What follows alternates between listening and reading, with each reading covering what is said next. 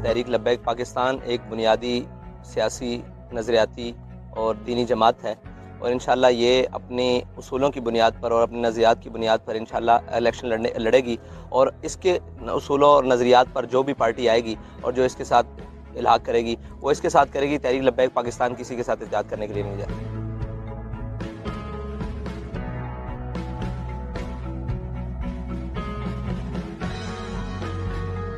हम अपने वतन के साथ हैं और इस वतन के पत्ते से लेकर ऊपर पार्लियामेंट पर जो कलमा लिखा हुआ है उसके साथ हैं, ठीक है जी। उसके ऊपर जो भी झंडा लगा है उसके साथ हैं। हम अपने इदारों के साथ हैं, लेकिन मसला ये है कि उनकी आइनी और कानूनी जो भी एक हदूद है उनके साथ हैं। अगर वो किसी भी चीज़ से तजावुज़ करते हैं तो हम उसके साथ नहीं हैं।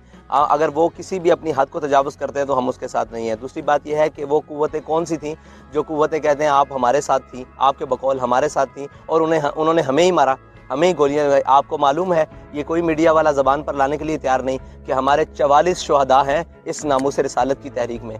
44 शुहदा, तकरीबन निस्फ सेंचुरी बनती है। और ज़ख्मी और मजरूब तो अलहदा हैं, जिनकी आंखें ज़ाया हुई, टांगें ज़ाया हुई और ज़ख्मी हैं, अभी तक अस्पतालों में हैं या उनके इलाज चल रहे हैं। तो ये किसी के साथ ना हमारे साथ कोई है ना हम किसी के साथ हैं। हम अपने नज़रिए के साथ हैं, कल भी थे, आज भी है और इंशाअल्लाह क़यामत तक कायम रहेंगे।